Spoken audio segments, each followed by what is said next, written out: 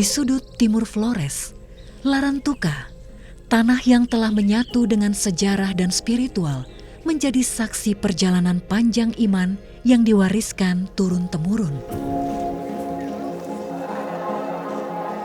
Ini bukan sekadar perayaan, melainkan panggilan jiwa, perjumpaan antara tradisi dan pengabdian. Ketika dilihat oleh para misionaris dari sisi iman Katolik bahwa ritual-ritual itu ini tidak bertentangan dengan apa yang juga diimani oleh iman Kristiani, iman Katolik, bahwa kalau mau hidup damai, hidup aman dan hidup selamat, ini harus ada hidup yang harmoni, bagaimana hubungan dengan Tuhan, dengan sesama, juga dengan alam semesta, lingkungan. Kalau hidup kita aman, kita damai. Sekarang masyarakat adat ini kami tidak mengurangi kami punya adat dan agama itu kami tetap jalin terus karena semuanya ini kita sudah satukan dari nenek moyang. Di sini, adat dan agama berjalan dalam harmoni.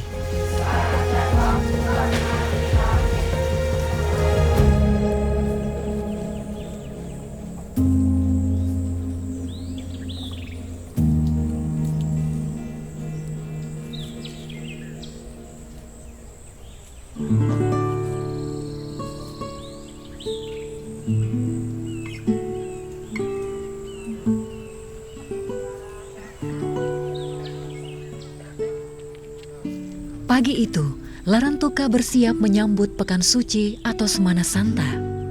Suasana pagi hening dan sakral. Jalan-jalan mulai ditandai dengan tikam turo, sebuah simbol bahwa wilayah ini akan berubah menjadi ruang spiritual. Deretan pagar bambu, lilin, hingga pembangunan 8 armida atau tempat perhentian dan doa menjadi penanda dimulainya prosesi Semana Santa. Umat masyarakat di sini lebih kepada suku-suku yang mempunyai peranan penting dalam kaitan dengan 2 kapel di sini, Kapela Tuan Ma dengan Kapel Tuan Ana. Dan seluruhnya itu yang berperan yang berperan di sana ada konfereria, ada juga mama-mama, Mama Muji, mama-mama Dengadeo, yang juga pada hari-hari persiapan itu juga mereka tetap setia di kapel, 2 kapel itu untuk berdoa. Persiapan rohani, persiapan batin mereka untuk masuk kepada Jumat Agung.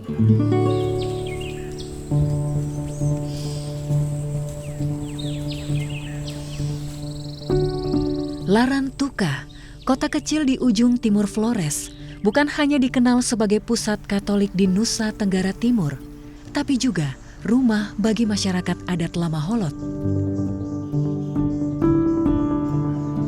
Masyarakat Lamaholot adalah perpaduan antara suku setempat yang disebut Ilejadi dan kelompok pendatang Tenamao.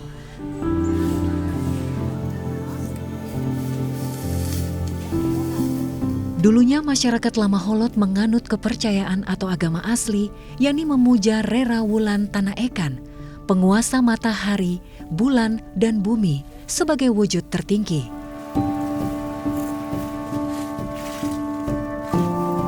Suku Lamaholot itu Adonara, Solor, Lombata, dan Flores. Kami itu Lamaholot, itu Flores Timur ini. Kami Lamaholot karena kami semua ini yang Flores Timur, ada yang Ilejadi, ada yang Tenamau, itu pendatang itu kan. Di sini suku besar itu Kotong, Keleng, Hurit, Maran, Sogen, Tukan, Hokor, Liwu, Hekin, Heweng, Ileweki. Di sini suku besar di sini.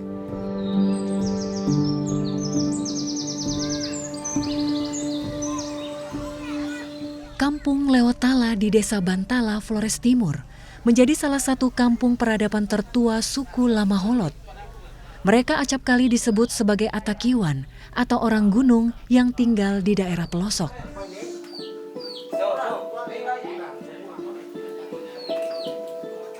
Hai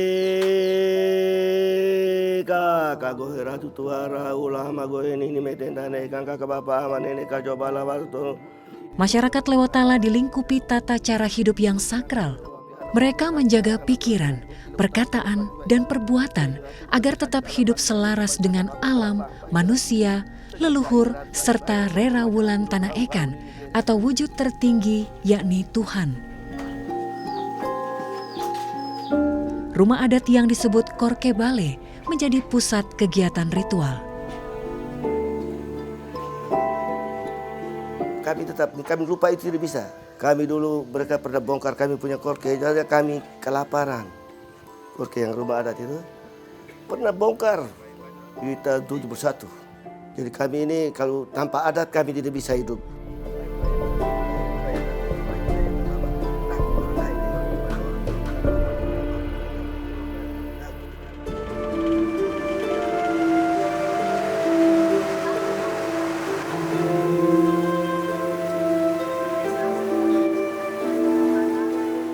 Pelabuhan Larantuka sore itu sudah mulai dipadati oleh para peziarah dari berbagai daerah dan mancanegara.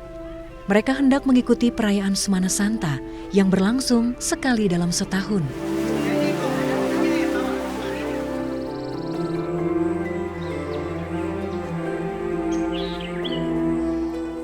Para peziarah mulai berdatangan ke Larantuka sejak sepekan sebelum perayaan.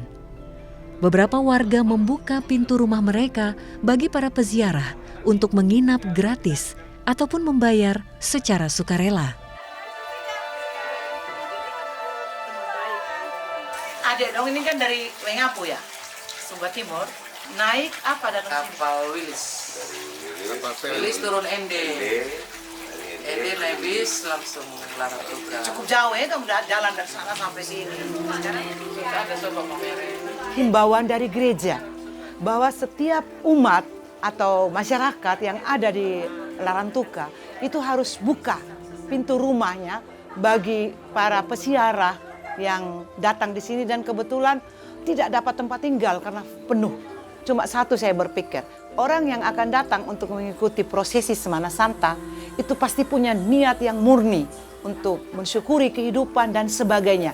Kami sangat percaya bahwa yang datang ini tidak akan menyusahkan kami tuan rumah. Juga ada satu nilai kepuasan dalam diri bahwa kita membantu orang, kita juga memberikan kesempatan kepada orang untuk mari menikmati Semana Santa di Larantuka ini.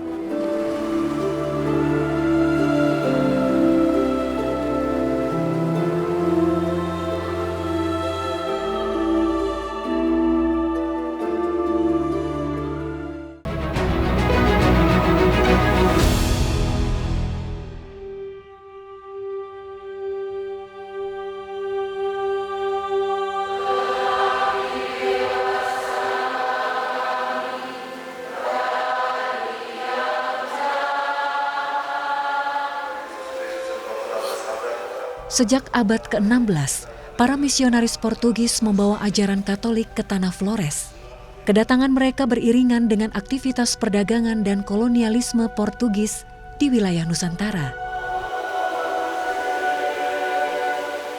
Namun, alih-alih menggantikan adat, agama ini justru menyatu dengan budaya lama Holot. Kepercayaan terhadap leluhur tetap kuat. Doa-doa mereka juga bergema dalam devosi dan liturgi gereja. Ada pendekatan-pendekatan yang mereka buat dengan masyarakat lokal. Mereka tidak memaksakan agama Katolik itu, tapi dengan relasi yang dibangun secara baik dengan penduduk lokal, mereka diterima. Itu ketika dia masuk ke wilayah Larantuka, sekitar tahun 1540-an, ini juga mengubah atau mengalihkan pusat dari Kekatolikan itu dari Pulau Solor, sekarang ke Larantuka. Nah, sejarah di sini lebih erat berhubungan dengan kerajaan. Ketika raja dari Larantuka waktu itu, sekitar 1566 waktu dibaptis menjadi Katolik.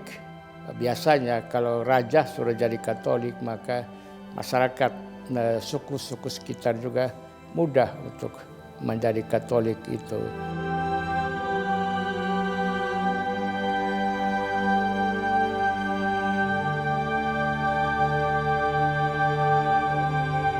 Saat itu belum ada masyarakat memeluk agama Katolik, tapi mereka dalam cara adat Lamaholot, mereka memuja Rela Wulang Tanah Ekang. Jadi kami terlahir dari kuasa Tuhan dan kasih sayang bumi mengarah kepada kemurnian hidup. Itu salah satunya adalah kita berpikir, kita berbicara, kita berperilaku harus jujur, adil, tidak keberpihakan, saling tolong-menolong, kerjasama, saling menghormati, dan saling mengasihi.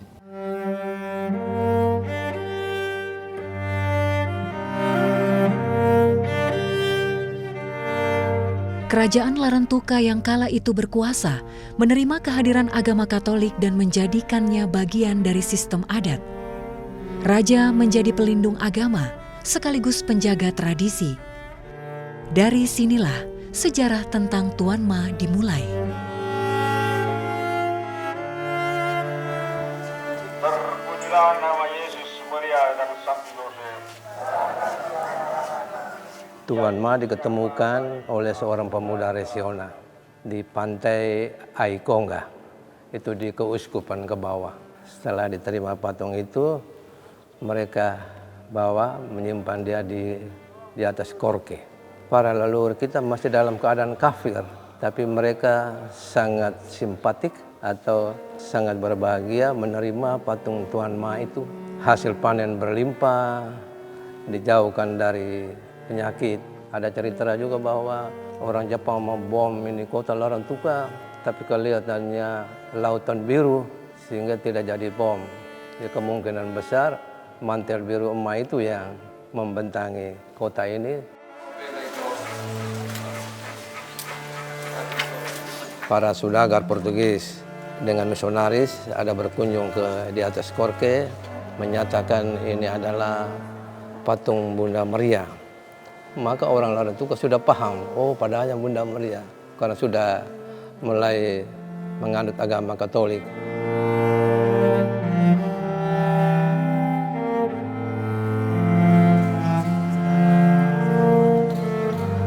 Pada waktu itu raja sudah dibaptis menjadi Katolik. Maka mulai ya dengan penghormatan kepada Maria sebagai Bunda Yesus.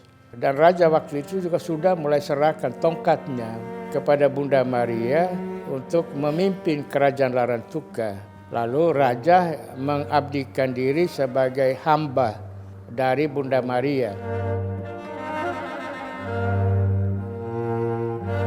Patung itu diselimuti kain adat Lamaholot berwarna biru, tanda bahwa Bunda Maria telah menjadi bagian dari keluarga besar mereka. Seluruh umat datang untuk melihatnya, mencium kaki dan jubahnya, serta memanjatkan doa kepada Tuan Ma, Bunda Renya Rosari.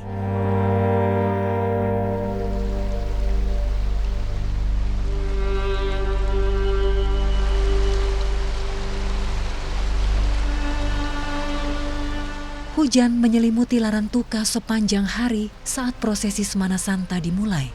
Namun antusias umat tak surut.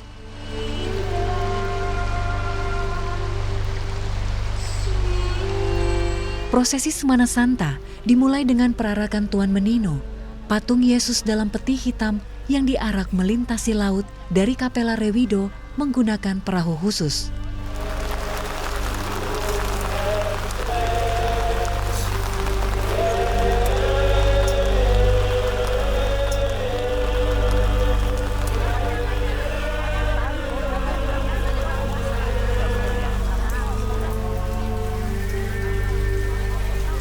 Di darat, umat telah menanti, mengiringi prosesi ini menuju pertemuan sakral dengan Tuan Ma, Sang Bunda Maria.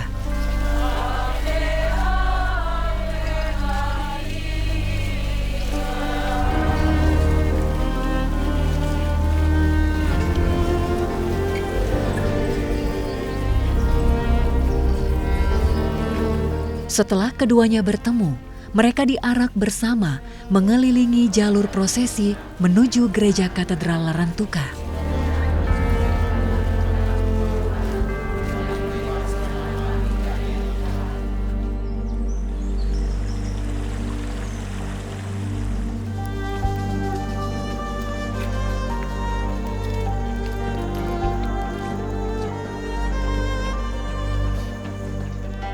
Perarakan dilanjutkan malam hari, melintasi 8 armida atau perhentian.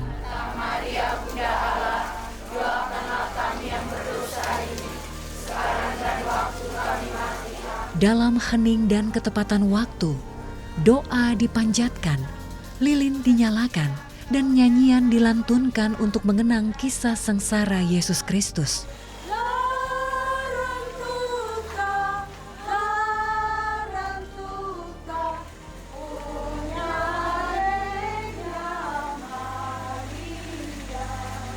Hujan yang mengguyur seluruh kota Larantuka sepanjang hari itu menjadi momentum langka yang tak pernah terjadi.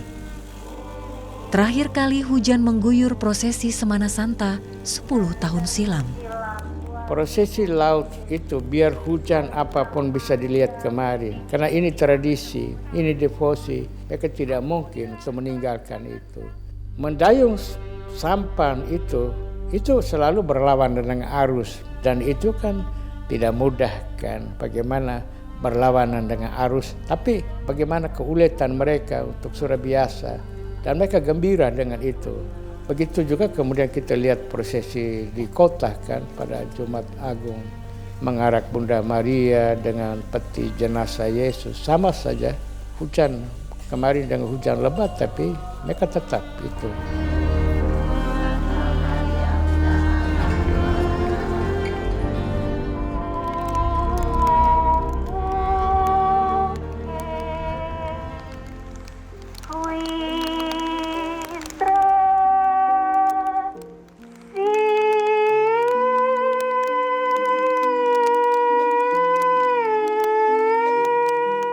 Kita punya kewajiban mengantar Bunda Maria keliling kota Larantuka. Dia mau menyatakan dia sebagai hamba Allah. Dia menerima beban dari armida pertama sampai armida terakhir. Jadi di sini armida yang terakhir Yesus mati di salib dan Tuhan Anak Yesus diturunkan dari salib dan diterima oleh bundanya. Sehingga ada patung Pieta, Bunda Maria menerima putranya dalam keadaan mayat.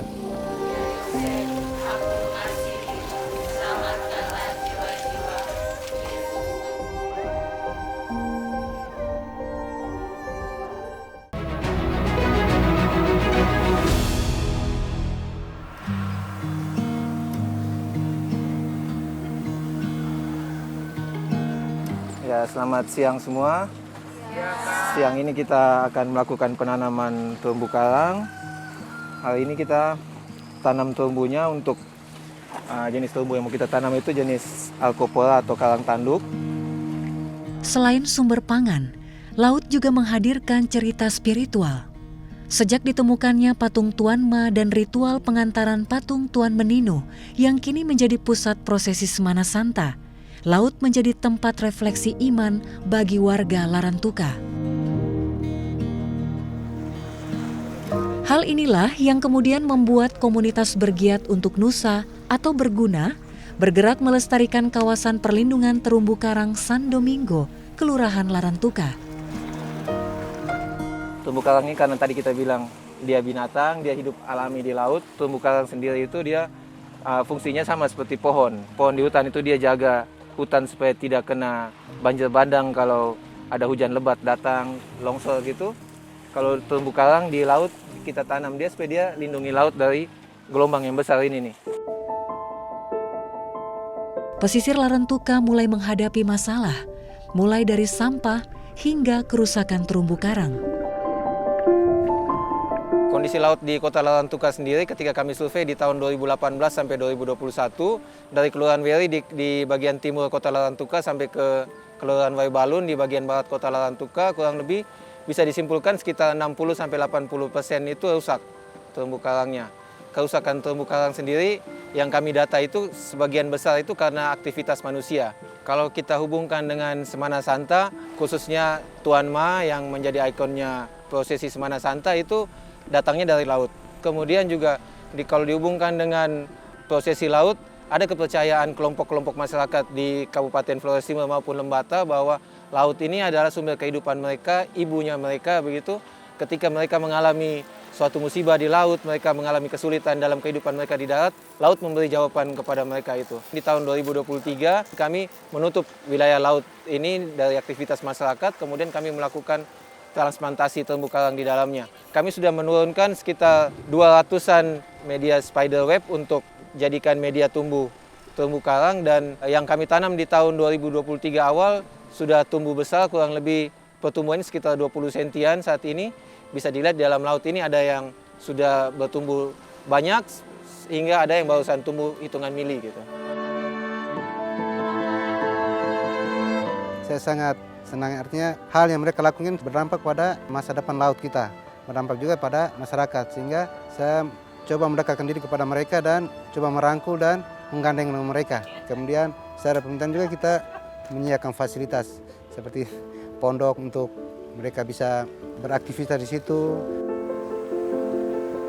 Karena laut ini milik kita bersama, bukan milik sebagian orang, sedangkan untuk menikmati pun kita bersama, sehingga kita sebagai masyarakat wajib untuk menjaga laut ini gitu.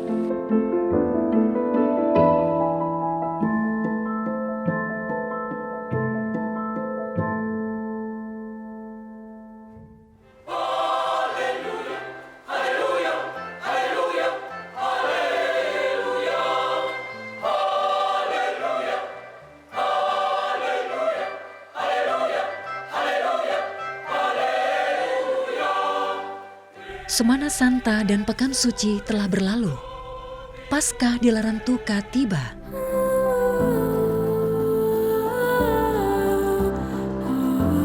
Di balik prosesi besar yang agung dan hikmat, tersimpan jejak panjang sejarah tentang perjumpaan budaya dan agama.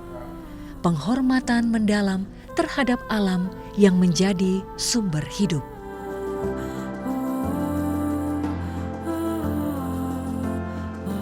Tradisi yang baik ini tetap dijaga, dipelihara, karena nilai-nilainya itu nilai iman yang ada di dalam tradisi kita yang sudah juga berakar pada budaya kita.